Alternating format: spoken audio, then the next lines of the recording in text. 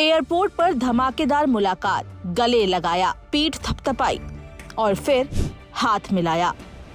ये दोस्ती की वो शानदार तस्वीर है जिसमें प्रधानमंत्री नरेंद्र मोदी अमीर शेख का गर्मजोशी से स्वागत कर रहे हैं। चेहरे पर मुस्कान के साथ ये गुफ्तगू बयां कर रही है कि पीएम मोदी ने खुद प्रोटोकॉल तोड़कर इंदिरा गांधी इंटरनेशनल एयरपोर्ट से अपने दोस्त की भारत में कैसे ग्रैंड एंट्री करवाई है। जैसे ही कतर के अमीर शेख तमीम बिन हमद अल थानी ने भारत की धरती पर कदम रखा, वैसे ही खुद प्रधानमंत्री नरेंद्र मोदी उन्हें लेने पहुंचे और दोस्ती की नई इबारत लिखी। अब इस स्वागत और मुलाकात के क्या मायने हैं? पीएम मोदी ने प्रोटोकॉल क्यों तोड़ा और कैसे वो दुनिया की 5वीं सबसे बड़ी ताकत के अमीर शेख के जरिए अरब देशों को साधेंगे? क्या है उनकी नीति, ये आपको बताएंगे। लेकिन उससे पहले आपको अमीर शेख तमीम बिन हमद अल थानी के बारे में बताते हैं कि उनके पास कितनी बेशुमार संपत्ति है।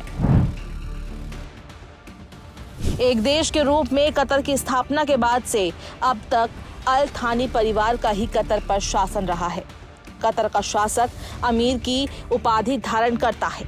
यही वजह है कि शेख तमीम बिन हमद अल थानी भी अपने नाम के आगे अमीर लगाते हैं। शेख तमीम ने 3 शादियां की है। इनसे उनके 13 बच्चे हैं। ब्लूमबर्ग की एक रिपोर्ट के मुताबिक कतर के शाही अल थानी परिवार की कुल संपत्ति $335 बिलियन है। ये परिवार दुनिया के सबसे रईस राजवंशों में से एक है। अकेले शेख तमीम के पास ही $2 बिलियन से अधिक की संपत्ति है। इस परिवार के पास एक बड़ी आमदनी कतर के एनर्जी रिसोर्सेज के अलावा ग्लोबल इन्वेस्टमेंट पोर्टफोलियो से आती है। अमीर शेख तमीम की लाइफस्टाइल बेहद लग्जरी है। वो दोहा के भव्य रॉयल पैलेस में रहते हैं जिसकी कीमत लगभग $1 बिलियन बताई जाती है। इसमें 100 से ज्यादा कमरे और बॉल रूम है। इस महल में 500 गाड़ियों की पार्किंग है। महल में कुछ हिस्सों में सोने की खूबसूरत नक्काशी की गई है। अमीर शेख का पीएम मोदी ने धमाकेदार स्वागत किया है। यहाँ तक कि एयरपोर्ट पर उन्हें गले लगाकर प्रोटोकॉल भी दिया। इसी के साथ ही उन्होंने कतर के अमीर को अपना भाई बताया।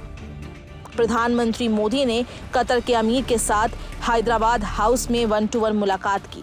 अब सवाल उठता है कि प्रधानमंत्री मोदी ने शेख के लिए प्रोटोकॉल क्यों तोड़ा? दरअसल कतर कूटनीति के लिहाज से भारत के लिए एक अहम देश है। इसकी आबादी तो महज 30 लाख है, लेकिन ये दुनिया का 5वां सबसे अमीर देश है। यहाँ तेल और गैस का इतना बड़ा भंडार है कि दुनिया इसका लोहा मानती है। पश्चिमी एशिया के सारे बड़े मसले दोहा में बैठकर ही सुलझाए जाते हैं। फिर वो चाहे 2020 का तालिबान संकट हो या फिर वर्तमान में चल रहा इजराइल हमास युद्ध से जुड़ा मसला हो या फिर अफगानिस्तान और भारत के बीच होने वाली कोई महत्वपूर्ण बैठक हो। आप कतर को तो ऐसी सभी बैठकों के लिए एक सेंटर पॉइंट देश कह सकते हैं। भारत कतर के साथ अपने रिश्तों को मजबूत करना चाहता है। पीएम मोदी के 10 साल के कार्यकाल में इसको और मजबूती देने की कोशिश की गई है। इसलिए कतर के अमीर साल 2015 में भी दिल्ली में उनके मेहमान थे।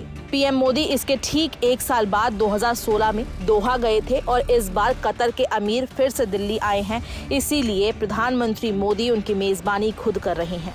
वैसे भी पीएम मोदी की विदेश नीति से हर कोई वाकिफ है। जहां एक तरफ पीएम मोदी दुनिया के सबसे ताकतवर नेता से मुलाकात कर अमेरिका को साध कर आए हैं, तो वहीं दूसरी तरफ अब वो भारत में अमीर शेख से दोस्ती की दास्तां लिखकर दुनिया की 5वीं सबसे बड़ी ताकत को साध कर अरब देशों में भारत का दबदबा बनाने की कोशिश में जुटे हैं।